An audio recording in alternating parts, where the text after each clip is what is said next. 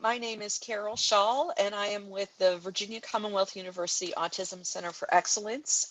We are delighted to welcome you today to our Lunch and Learn series. Today's topic is being presented by Kendall Schwarzentruber, who has a number of colleagues with him who will also be presenting. Our topic is parent engagement.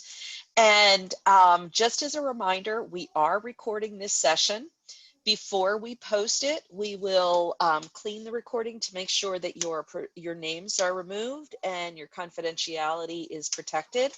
By participating, you agree to be recorded. And without further ado, I think I'm going to turn it over to Kendall. Welcome, Kendall. We're so glad you're here. Yeah, thank you so much. So I am the co-coordinator for the I'm Determined project. And so I was super excited to have the opportunity when I was asked to do some stuff on parent engagement. And so the way that I generally function is that when I'm asked to do something, I go to all the folks that I get to work with and I say, well, you partner with me in making this a really good session. So I've reached out to some of my favorite partners, parents, and then also some folks who work with our family involvement network, and then also multiple of our youth leaders that I get to work with every week. And so I'm super excited to kind of enter into a conversation that kind of models what I believe parent engagement to be. So I don't know how many of you have seen, but just this last week, there was a PDF that was a presentation that was given by Dr. Lane that looked at ed equity. And in that, there was 5 C's that were mentioned as ways that we achieve educational equity in Virginia. And one of those 5 C's was named compassionate student and parent engagement. And so I was thinking about that as I was preparing for today. And so I wanted to find some things that kind of put it in perspective. When we say, what is parent engagement? What are we actually asking? And then when we add compassion to the beginning of that, what does that change when we think about parent engagement? So I found a few things that I want to preface this hour with, and then we're going to engage in what's going to be some conversation with youth and parents. And I want us to see if we can connect kind of that compassion piece and that engagement piece together. And Nikki's going to help me at the end, kind of help wrap that up a little bit. So we are going to just dive right in. So first off, this is what I found for compassion. I was reading some articles on compassion because that's just the kind of guy that I am. And it says compassion is a relational process that involves noticing another person's suffering, empathizing with that person's pain, and behaving in some ways that reduce that pain. Now, while I realize that we wouldn't really say that our parents or our youth are suffering or experiencing pain, I do think that in the conversations that I've had with this group, that there's a lot of challenge and there's a lot of struggle and there's a lot of complexity. And so I think what it means to enter into compassion is to enter into that complexity, enter into those challenges, and really lend a listening ear. Then I found a parent engagement article, which I will be willing to share with whoever kind of puts this podcast or webcast together.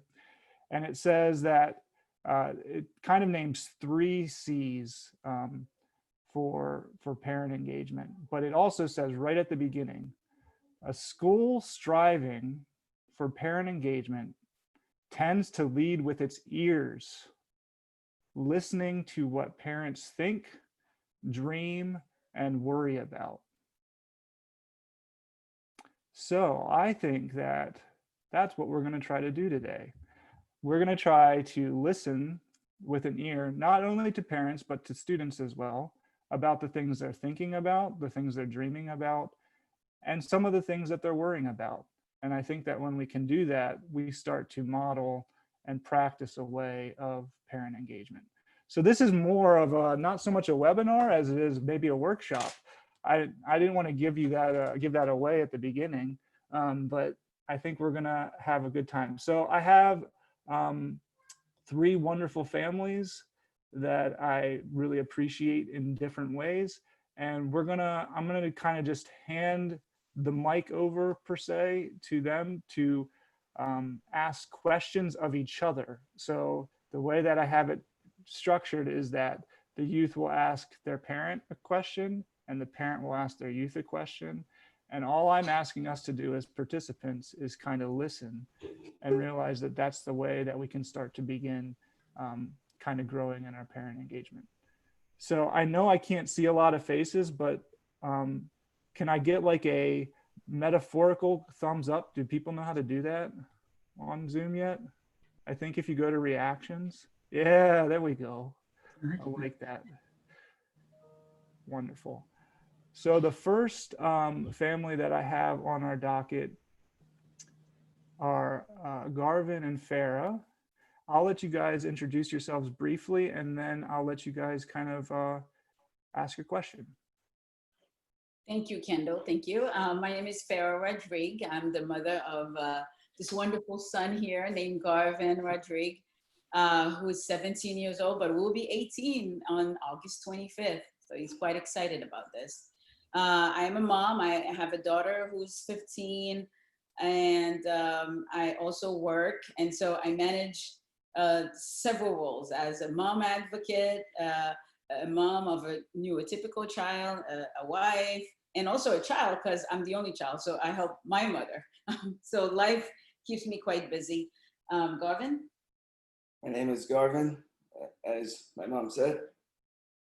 So I graduated from high school, but I will have a gap year. And I'm also a undetermined youth leader. It's my 4th year, I recall. Right on. And,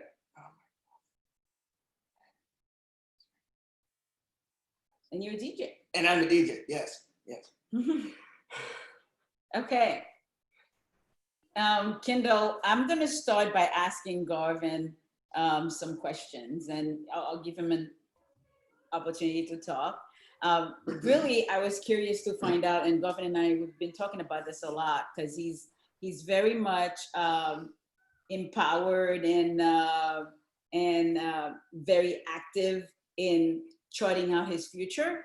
So I was curious to find out what really was the most important thing I've done to help Garvan build his confidence. Because again, he's done so much to help himself.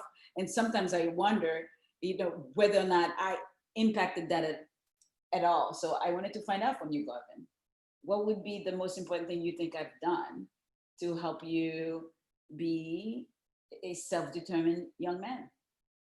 My mom has advocated for me to get the support I need at my IEP meetings and making sure I get a standard diploma.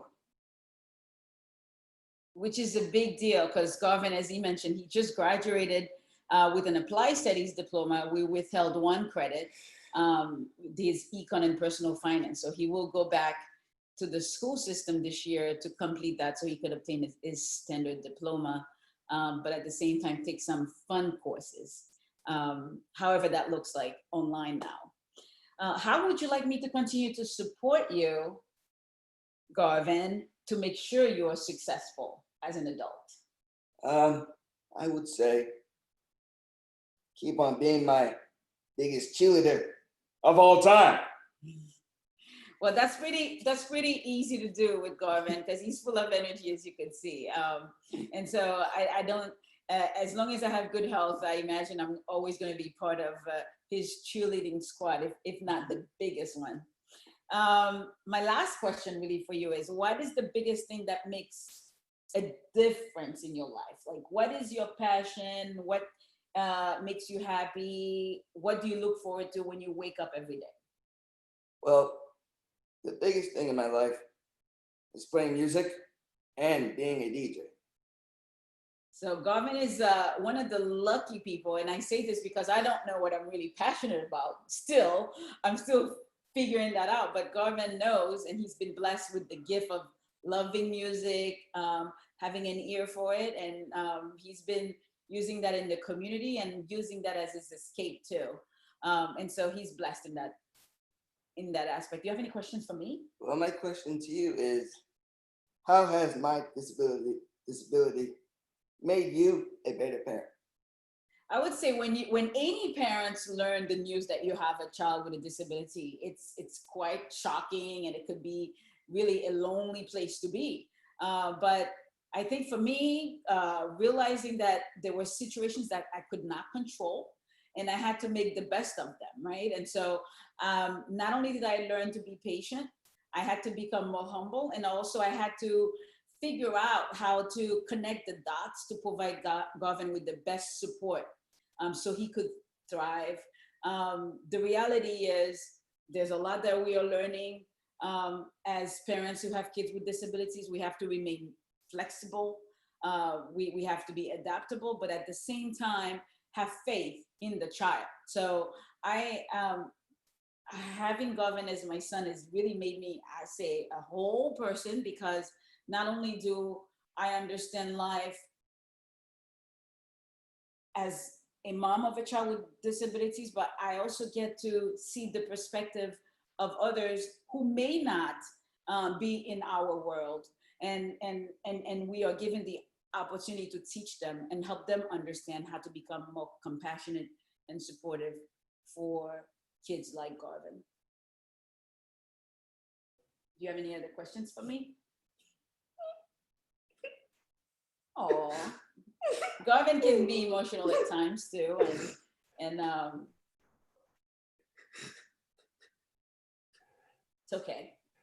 So let me just say, I want to just speak highly of both of you, because one thing that I think that I've learned about both of you in the last year is that you are super attuned to building relationships that are strong and meaningful. And I know we've had multiple conversations in the last week, and I think this is one of the biggest parts of parent engagement that I'm learning, is that you build trust over time.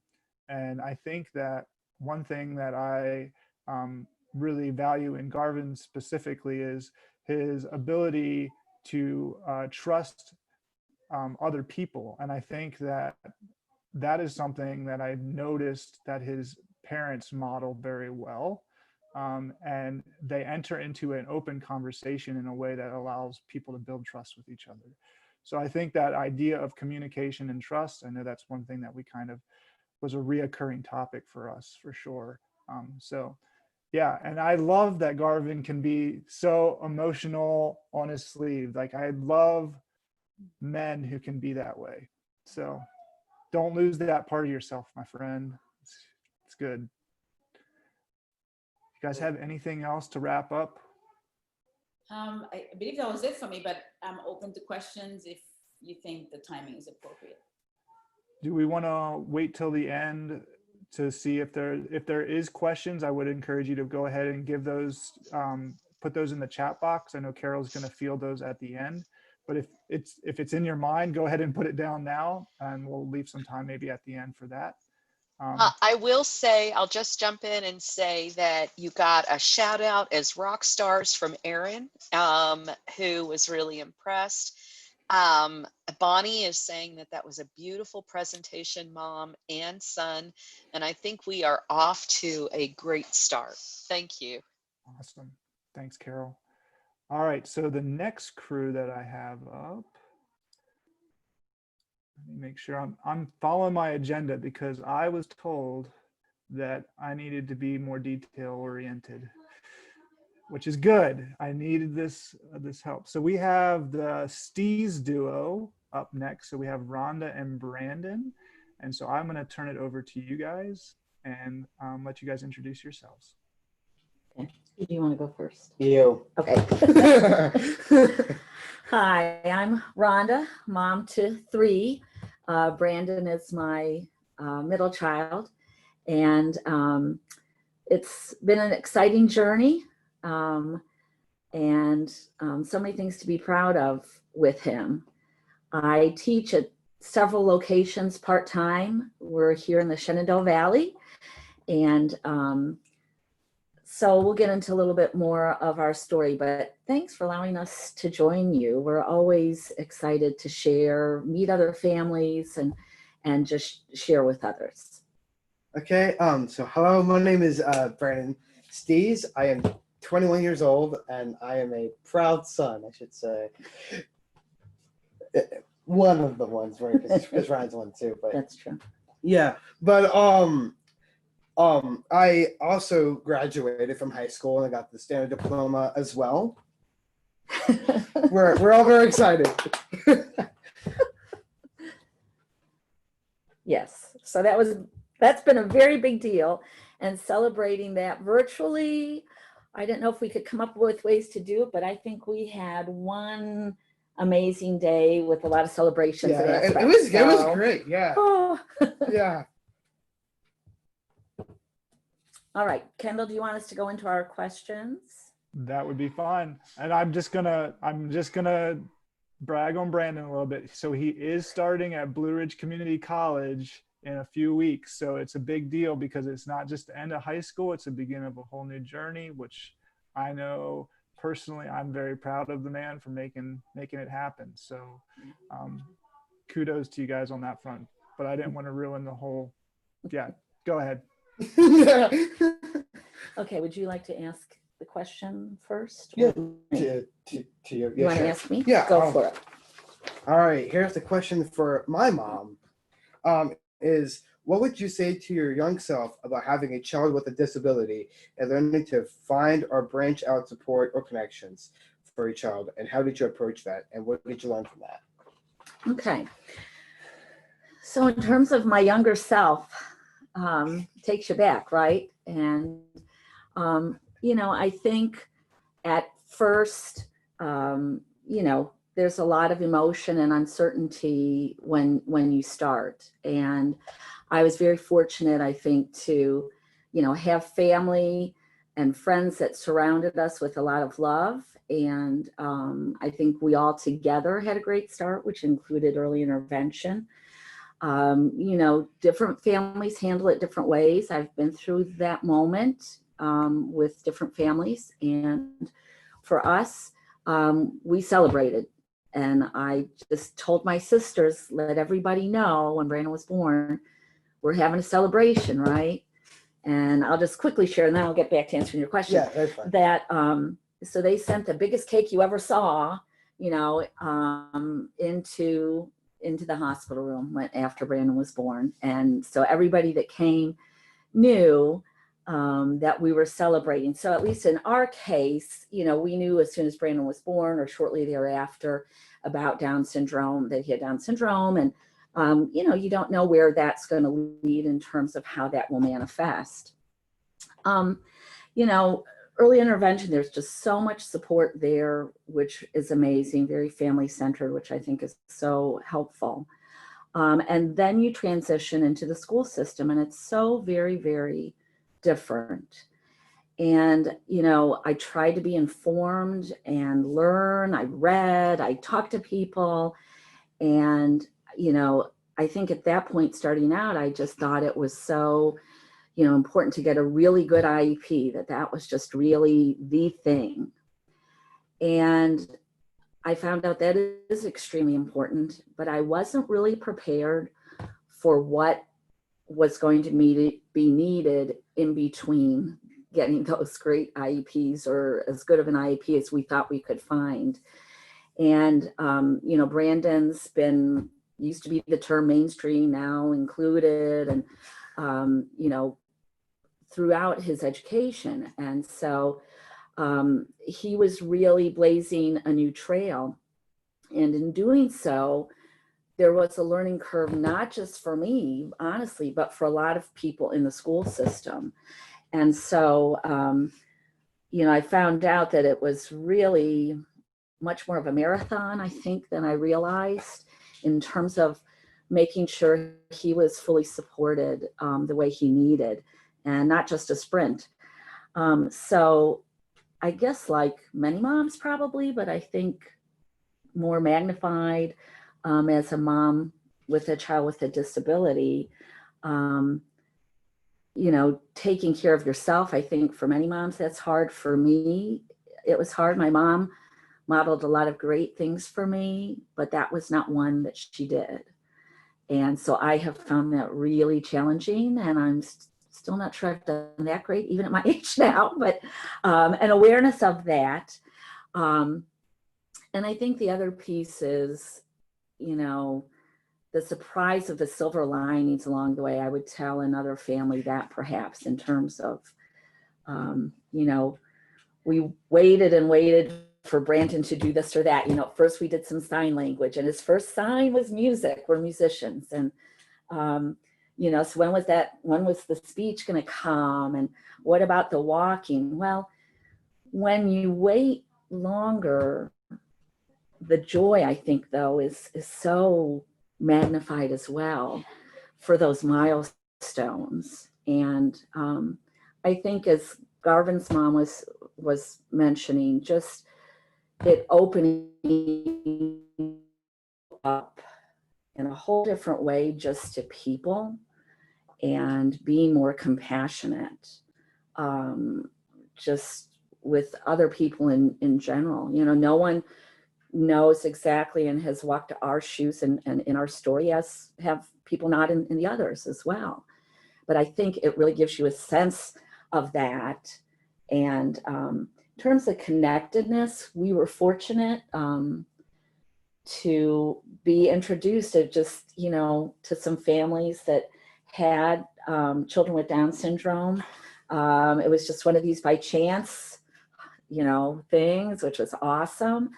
So we made some connections early, and with early intervention, we did start a group in our area, which did not continue in a formal way once the kids got further into school. But we did have a network of people we started with, of families in our area with special needs, and that helped Brandon to connect in that community some, and us. So I think that was all very helpful.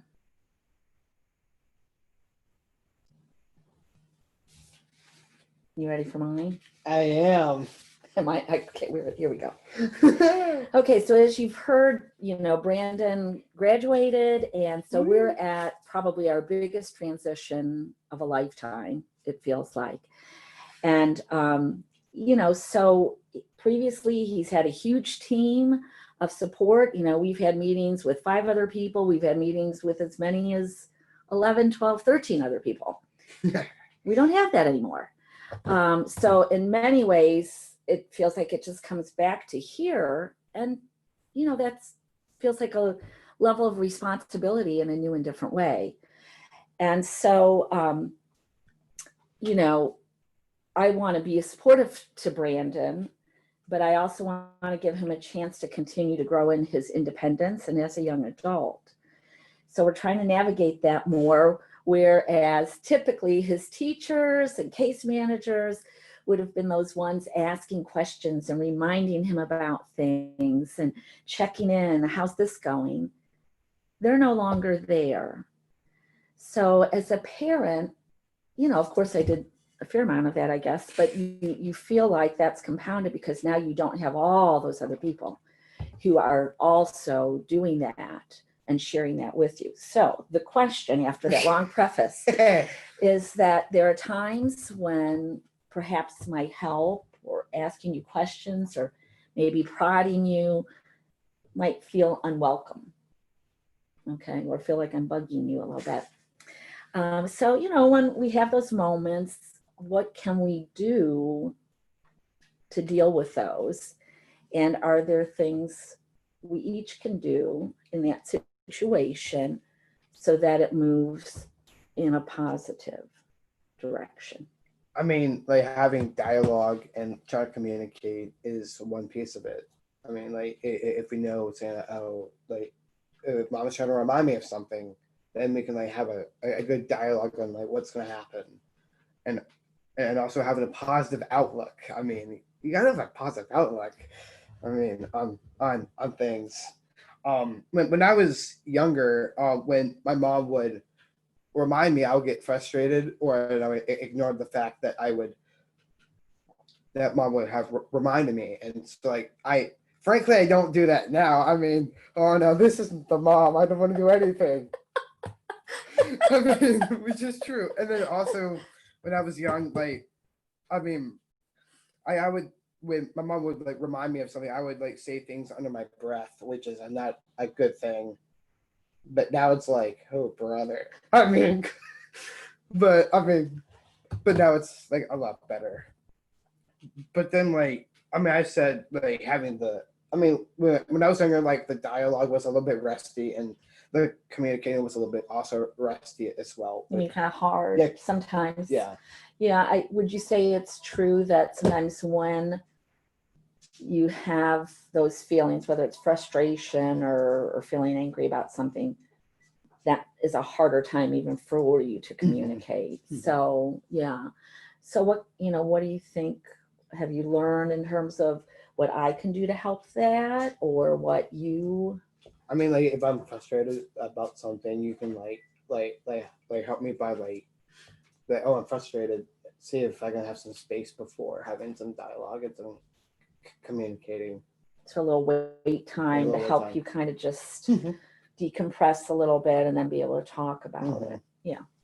I think we do that some, and I don't mind you reminding me, or if that's a time when you feel that's the case. And is that helpful? Yeah. So let me just, I think that there's something really, really interesting here that I think is super important to note for those of us who are working kind of in that transition space, is that like this is a reoccurring kind of thing where families build trusting relationships with schools over the course of 12 years, right? We hope. And yeah. And when we kind of transcend beyond that, a lot of those supports that we've kind of leaned on so heavily as parents starts to kind of fade away. And so what I see happening right now with the STEs is they're reasserting like, where are those new connections going to be made that can kind of support Brandon in kind of keeping up with the tasks of daily kind of living, like keeping a schedule, keeping appointments, getting from place A to place B, right? All those sort of things are things that in some ways were managed to some degree by the school system in the past. And so now it's kind of this transitionary phase, and Rhonda's trying to figure out what it is that her role is with a young adult child. And so it's really, really interesting to watch. And I think what's so fascinating is I spend a lot of time with the STEs. We talk quite a bit, and I think that what I really kind of encourage in kind of educational communities is that we need volunteers, not paid staff. We need community members to kind of volunteer to be kind of supporting people in this transitionary space. So right now, one of the things that I'm trying to do is to kind of be that extra ear for Brandon when he has questions, because there's questions Brandon has that frankly, Brandon doesn't want to share with Rhonda, and I'm pretty sure Rhonda doesn't want to hear. And so like, I think that that's such an important part of kind of that transition space that we need to continually talk about as professionals in the field. And I appreciate the vulnerability that the STEs have been able to kind of, both Brandon and Rhonda and Kevin, Brandon's dad, to say like, hey, we need help with this, but where do we go? And I think that that vulnerability takes a lot of courage. So I commend you both, and Kevin, even though he's probably not in the room right now, for being vulnerable in that way. So nice job. Kendall, there are a couple of questions for the Stees, for Sure. Brandon and Rhonda. The first was from a special education teacher at LCPS. And the question really is for Rhonda and perhaps even for Mrs. Rodriguez. The question is, how can we better support you as parents as you navigate through all that's involved in the school system? And that's IEPs, inclusion, social opportunities, etc. How can we as school personnel support you in terms of accessing everything that's available and helping you as parents? Well, I think you mentioned the social piece, and for Brandon, and again, this is different in every student's different setup, but with Brandon primarily being in reg ed classes, other than like an A lab time, academic lab resource slot of the day, you know, he was out there in that setting. But creating the social connectedness, he's very social, you know, he had a lot of connections at school, but for that to extend beyond the school day into some of the activities, that was a challenge. He was in the band, and that one was one of his biggest pieces of connectedness. But for the social piece, I think back to two pieces of that. Again, early intervention built, at least in our area, built in kind of opportunities for families to come together and get to know each other. And they helped you to find some of those connections that might be a good support for you. And once we got to the school system, I really missed that wasn't available. And Brandon wasn't necessarily in that more self-contained type of classroom where we might have been invited into that to make those connections. So I think that's one piece.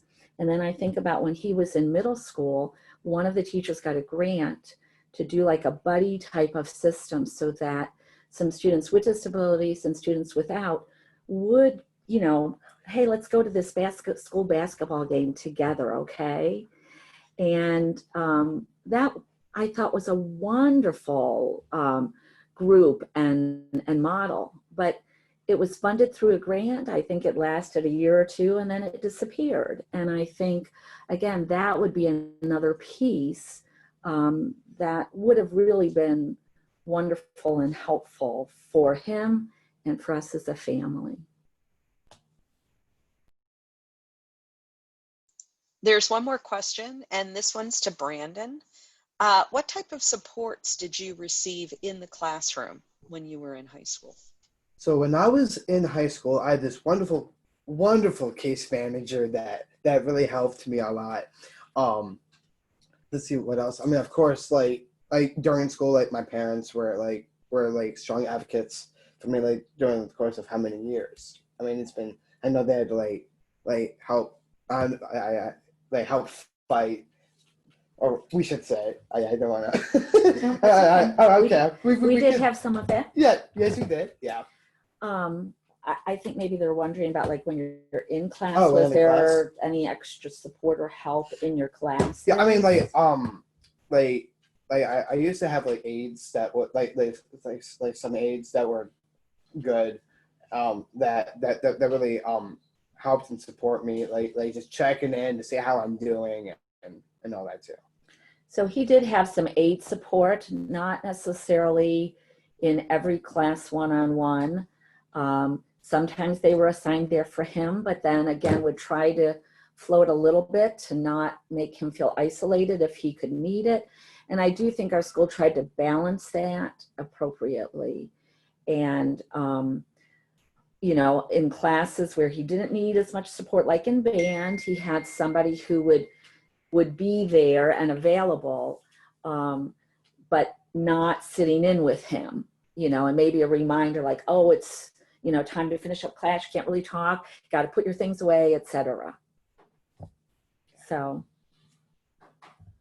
I think that's all I could remember from for any support, but yeah.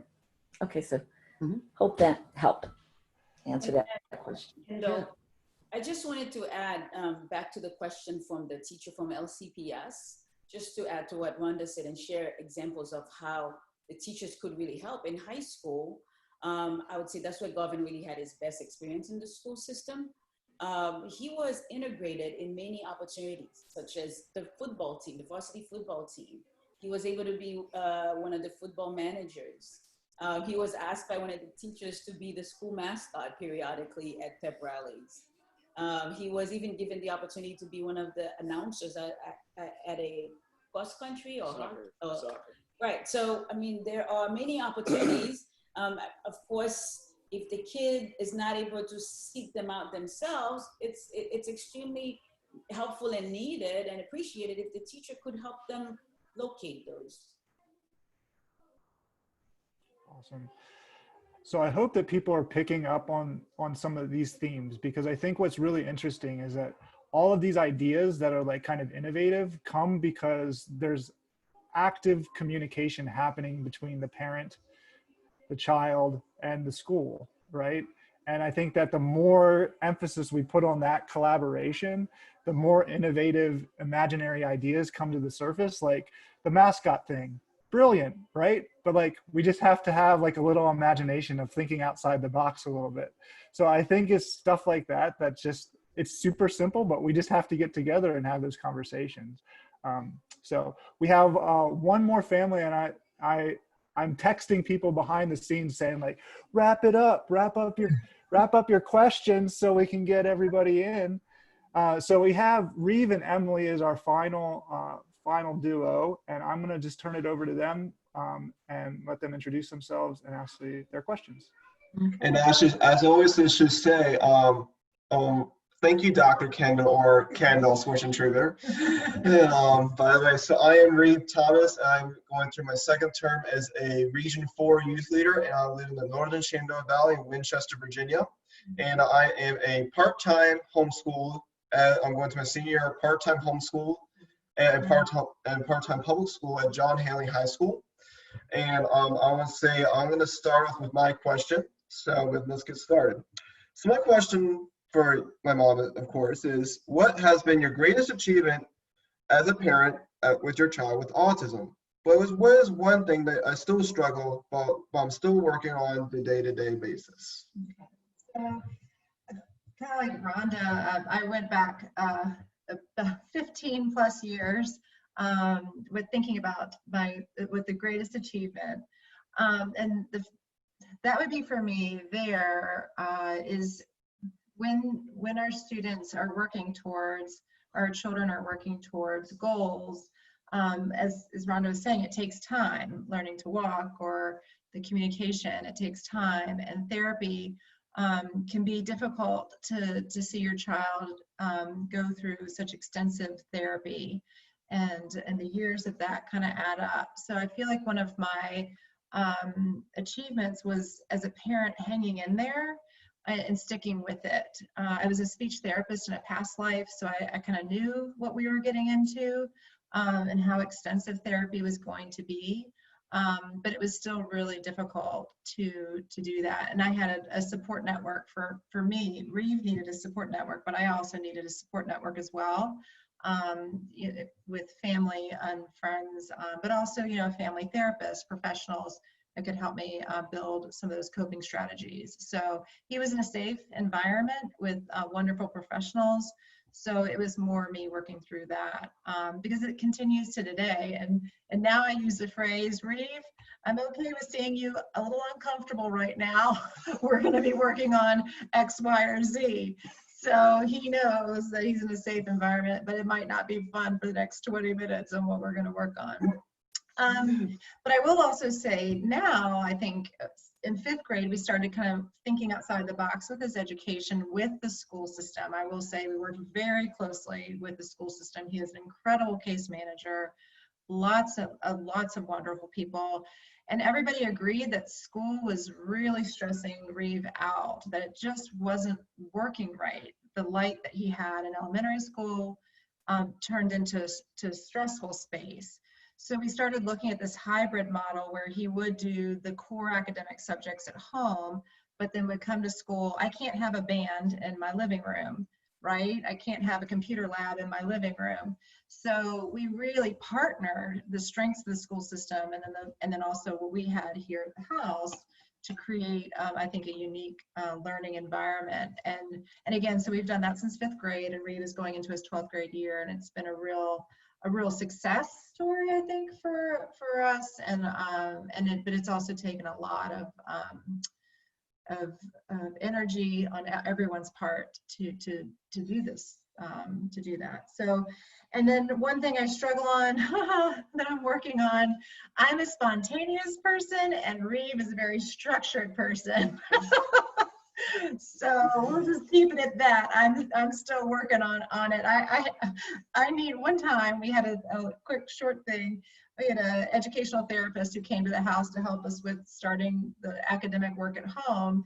And she was like, have you thought about getting a physio ball or something to sit on for the academic work? And I'm like, Reeve likes to sit still. And she's like, no, sweetheart, it's for you. Because I like to move and I need the flexibility. So I've been using many of the things over the years that we've learned to help work on my weaknesses. So, all right. So my question to Reeve is, what gifts has living with autism given you so far? Well, by the way, that is a very good question.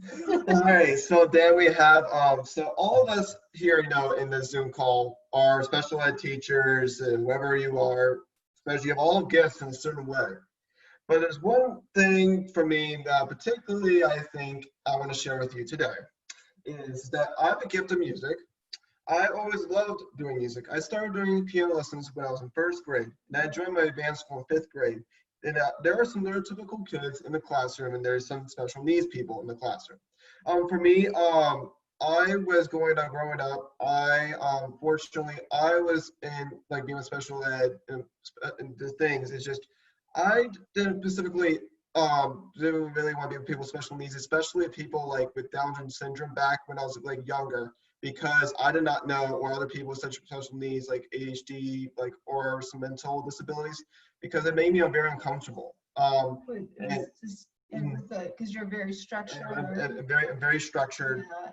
And very structured with some other things. But eventually, once I met Brandon and Garvan, my change has definitely been, and I've been learning a lot how to be with disabilities, to learn more.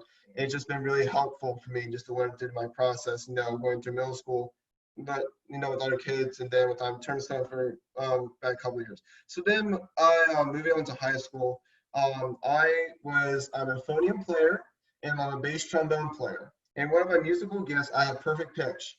And that was the first time I ever learned that I learned something because I'm autistic and ADHD, and I learned something with autism. You have very good musical capabilities, and I was like, oh, I can reference a note without piano, and basically I can just reference. But then things started going forward to my sophomore year. I always wanted to go to the all-state jazz auditions for Virginia, and unfortunately my band director said no, and I was like, how do I get ready? He's like, oh, you need to do these certain things, and it will take you a year process. And he did say it in a kind way. He said, you're not quite ready yet for a state level audition. So, yeah. So basically I went through that time and I worked through, and he was like, in a couple of years, then that came asked again, and he was thinking about it, and then he said, yes, you're ready enough to go to the auditions. I auditioned. And the thing was, it was very great for the experience. I found out because I like to do musicals, and that Friday at school, right before the performance, when I was about my 3rd block of school, I found out that I made the all-state jazz auditions. I went to the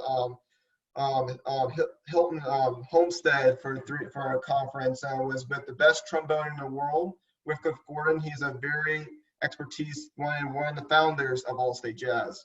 And it was just a lot of great things. My first, when the first song just finished, with the bass trombone, it's very low instruments, and I play more higher, pitched instrument, lower, high. And unfortunately, I got a little bit lightheaded at the end of my performance, but that's okay. That's my first time playing bass trombone for big performance.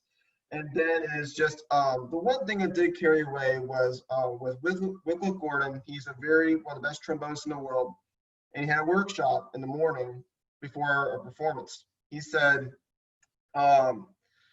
you can't do something. So if you can't, that you cannot achieve a goal, you said you can't, because if you said you achieve, you can think, oh, think of a disability, thinking sweeping your head, thinking you can't think of something because you have you can't with your disability.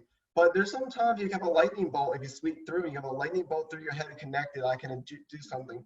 Recently, I've been thinking there's sometimes I couldn't achieve something, and sometimes I get really frustrated. But what I can do is I say to myself, I can achieve, and I can achieve, and I can achieve. And my mental health is actually getting a lot more succeeding, and I can achieve things. Well, my goal is I want to do is I'm going to take a gap year, and I'm going to be exploring what I can do things from core academics. And then what I'm going to finish is I'm going to think, what can I do for music-wise? I'm thinking about doing music performance, music ed, or being a sound design engineer. And one more thing to add, I'm a technology person, and I have over 16 certifications on my high school, and I'm a Microsoft Office Master, second most in my high school history of certifications of computers. And I really have a good social network at my high school. It's just been a great journey. But thank you guys for letting me doing this presentation. Wow, that is just, I just had to step in for just a second and say, Reeve and Emily, you guys were the pioneers in hybrid learning. Right now, most high schools, most public schools across the state are having to do hybrid learning, and you guys mastered that long ago. We have an amazing team at our school, and they, as Kendall started our time with listening, they were really listening to me, but they also were watching Reeve. They could see that there was a change, and so they were willing to change to meet his needs, not just the academic needs, but his emotional and mental health needs, which were critical. So, yeah. Since I've been bragging on each of these duos, I will do the same for you as well. So this is Reeve's first year as a youth leader, and I got a chance about 6 months ago to have both of them speak, kind of participate in a panel, and I was blown away with Emily's insight into just how to navigate around kind of Reeve's growth and development. And one thing that I have seen just in the last 3 months, we've been in this kind of pandemic world with Undetermined, and we've been doing lots of Zoom sessions. And so my first fear was man, we're gonna lose relational connections with each other. We had the Youth Summit in June. Here's the thing with Reeve, right? Reeve responded to every single youth participant during the Youth Summit week. The kid was like a relational genius. And we talk about students with autism having social issues, but that's Reeve blew my mind, because I was exhausted on Monday and Reeve was just getting started.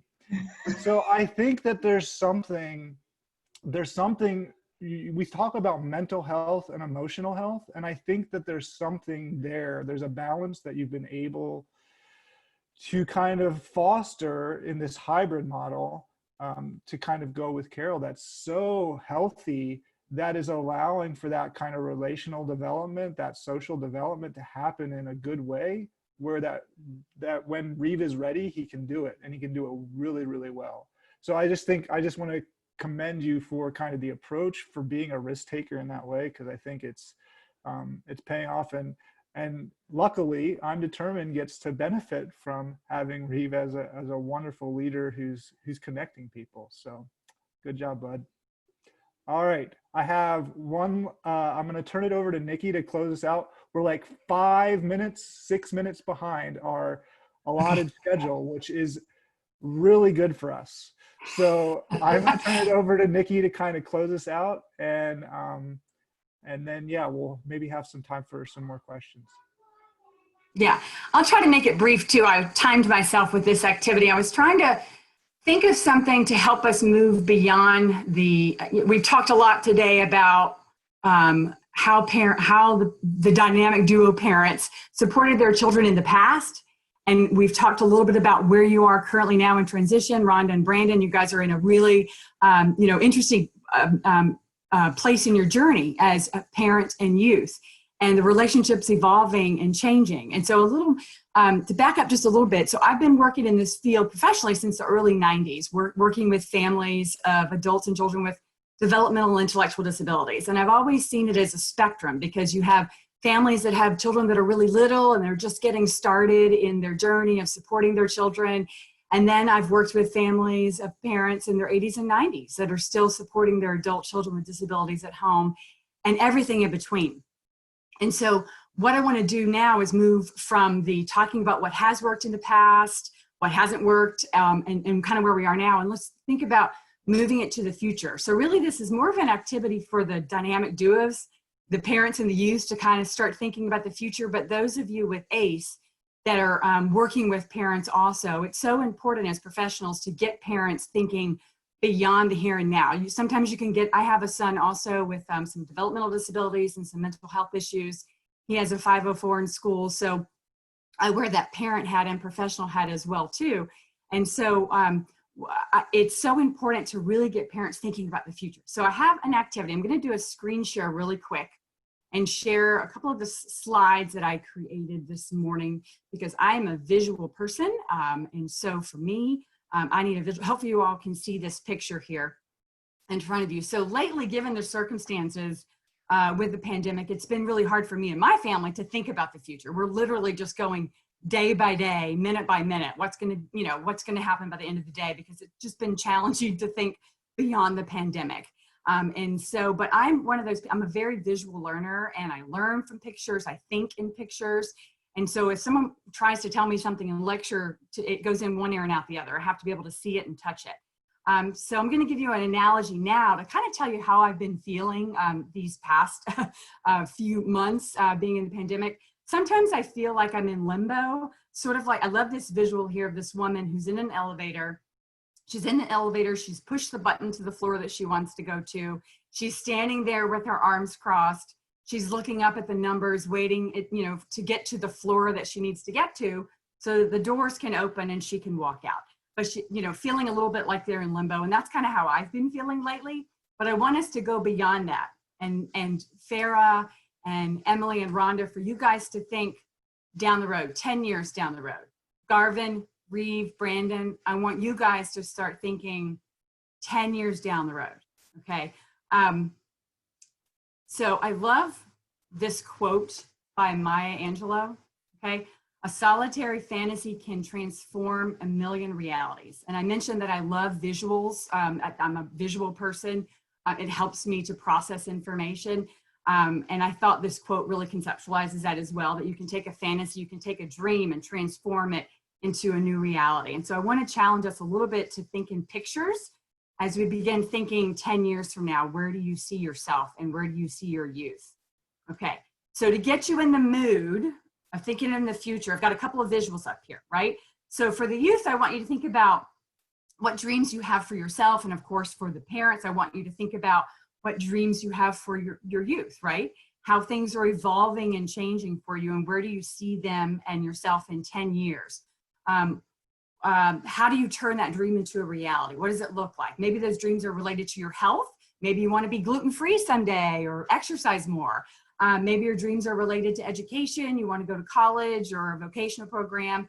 Maybe those dreams are related to where you see yourself living, in a cabin in the woods, living at home with your parents, or maybe living in an apartment in a big city.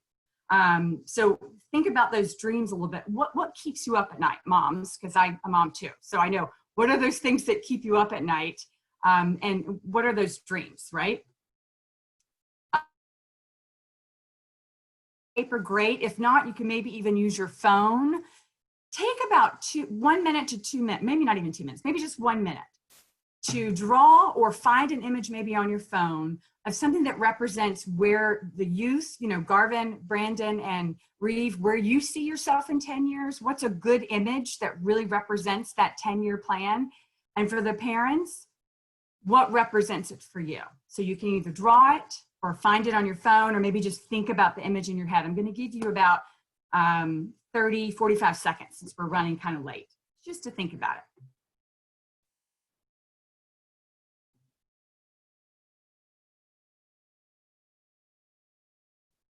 And again, those of you with ACE, you can begin thinking about how you may, you know, present this with the families that you're working with as well. Yeah, I want to just reiterate that, like, in some ways we're modeling a lot of the practices that we would do for family engagement, right? So it's kind of my way of teaching and our way of teaching in the project. So absolutely.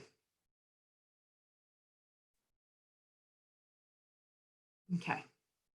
So give me like a thumbs up if you're good, or if you need a couple of seconds, maybe. Okay, I see a thumbs up from Farah. Reeve and Emily look like they're really focused. Rhonda gave us a thumbs up. We'll give Reeve and Emily a couple seconds more.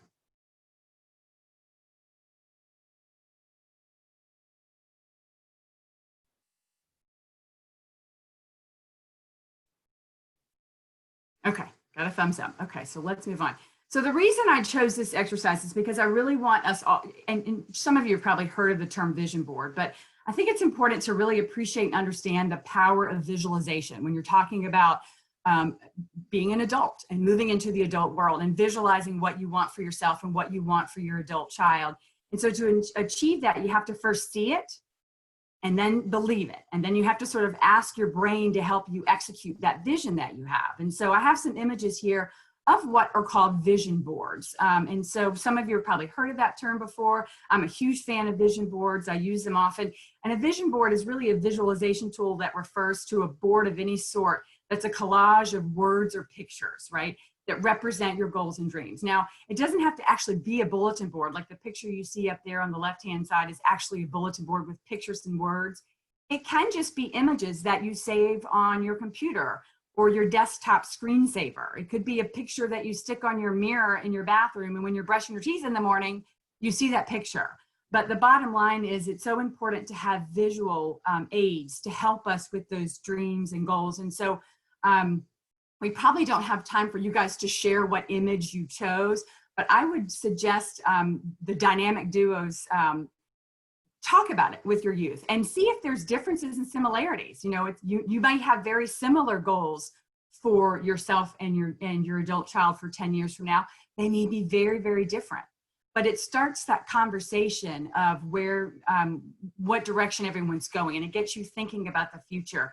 And so I just encourage you to maybe really consider adopting that methodology of using vision boards to kind of help you.